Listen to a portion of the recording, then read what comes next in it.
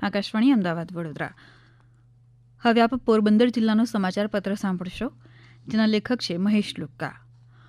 પોરબંદર શહેર તેમજ આસપાસના વિસ્તારોમાં છેલ્લા કેટલાક દિવસોથી ગરમીનું પ્રમાણ ખૂબ વધુ જોવા મળી રહ્યું છે.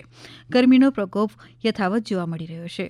પોરબંદરમાં વાતાવરણમાં પલટો જોવા મળ્યો હતો, તેમ છતાં તાપમાન સ્થિર રહ્યું હતું. મહત્તમ તાપમાન 34.4 ડિગ્રી અને લઘુત્તમ તાપમાન 27.5 ડિગ્રી નોંધાયું છે, જ્યારે 16% ભેજનું પ્રમાણ નીચું આવી 50% પહોંચ્યું છે. બજારો અને જાહેર સ્થળોએ બપોરના સમયે લોકોની અવરજવર ઘટતી જોવા મળી રહી છે. ગરમીના કારણે લોકો જરૂરી કામ માટે જ બહાર નીકળવાનું પસંદ કરી રહ્યા છે. રાત્રે ઠંડક સહિત ફરવાના સ્થળે લોકોની ભીડ જોવા મળે છે. ગરમીની ઋતુની સાથે સાથે જ તાજેતરમાં ભગવાન શ્રીરામના પરમ ભક્ત શ્રી હનુમાનજીના જન્મોત્સવની ભક્તિભાવપૂર્વક તેમજ ઉજવણી કરવામાં આવી હતી.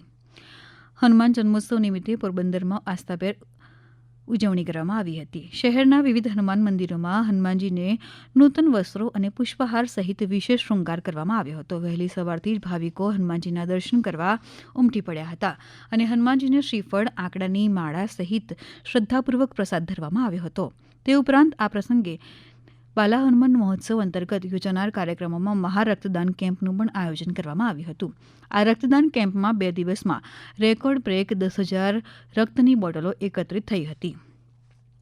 બાલા હનુમાન ગ્રુપના કેતનભાઈ ગજ્જરે અને તેમના ગ્રુપના સભ્યો દ્વારા પ્રતિવર્ષ મુજબ આ વર્ષે પણ રક્તદાન કેમ્પનું આયોજન કરવામાં આવ્યું હતું. આ કાર્યક્રમમાં ભાજપના પ્રદેશ પ્રમુખ જગદીશ વિશ્વકર્મા તેમજ કેબિનેટ મંત્રી અર્જુન મોઢવાડિયા ઉપસ્થિત રહ્યા હતા.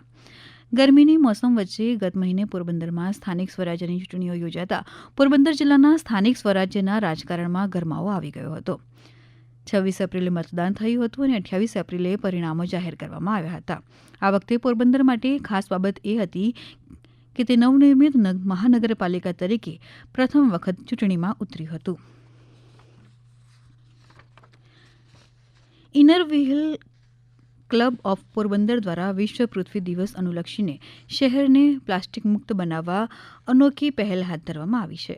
રિડ્યુસ, રિયુઝ અને રિસાયકલના મંત્ર સાથે ક્લબ દ્વારા વર્ષોથી સઘન પ્રયાસો ચાલી રહ્યા છે. શાળાના વિદ્યાર્થીઓને ઇકો બ્રિક્સ બનાવવાની તાલીમ આપી માત્ર પ્લાસ્ટિકનો યોગ્ય ઉપયોગ જ નહીં, પરંતુ પર્યાવરણ અને ગૌમાતાના સંરક્ષણ માટે પણ પ્રેરણા આપવામાં આવી છે. પોરબંદર શહેરના પ્રથમ વખત નિઃશુલ્ક સર્જિકલ કેમ્પની સફળતા બાદ તપસ્વી ગ્રામ્ય વિકાસ ટ્રસ્ટ દ્વારા દર મહિને સર્જિકલ કેમ્પનું આયોજન કરવાનું નક્કી કર્યું છે, જેમાં બીજી વખત યોજાયેલા આશા ચિલ્ડ્રન હોસ્પિટલ ખાતે આ કેમ્પમાં 15થી વધુ દર્દીઓએ લાભ લીધો હતો. રાજ્યમાં એકમાત્ર પોરબંદરમાં તપસ્વી ગ્રામ વિકાસ ટ્રસ્ટ દ્વારા અનોખી પહેલ કરવામાં આવી છે, જેમાં ખાનગી હોસ્પિટલમાં તથા ₹5,000 થી 50,000ના સર્જિકલ કેમ્પ દર મહિને વિનામૂલ્યે કરવામાં આવશે. પ્રથમ કેમ્પમાં જ 80 દર્દીઓના ઓપરેશનથી સફળ શરૂઆત કરવામાં આવી હતી. ત્યારબાદ અંતર્ગત 15 દર્દીઓના ઓપરેશન કરવામાં આવ્યા હતા. પોરબંદરની સરકારી મેડિકલ કોલેજ ખાતે મેડિકલ ચેકઅપ કેમ્પનું આયોજન કરવામાં આવ્યું હતું, જેમાં વિદ્યાર્થીઓથી માંડીને સ્ટાફના આરોગ્યની પણ તપાસ કરવામાં આવી હતી. પોરબંદરની સરકારી મેડિકલ કોલેજ ખાતે ડીએન ડોક્ટર સુશીલ કુમારના માર્ગદર્શન હેઠળ સતત બીજા વર્ષે એમબીબીએસના વિદ્યાર્થીઓ તેમજ વર્ગ 1 થી વર્ગ 4ના કર્મચારીઓ માટે સંપૂર્ણ હેલ્થ ચેકઅપ કેમ્પનું સફળ આયોજન કરવામાં આવ્યું હતું.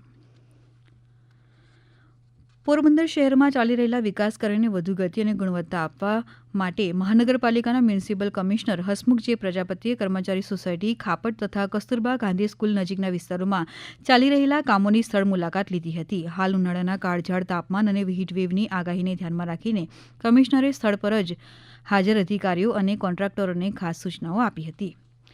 હમણાં જ આપે પોરબંદર જિલ્લાનો સમાચાર પત્ર સાંભળ્યો, જેના લેખક હતા મહેશ લુક્કા. આ પ્રસારણ આકાશવાણીના અમદાવાદ વડોદરા કેન્દ્ર પરથી કરવામાં આવ્યું.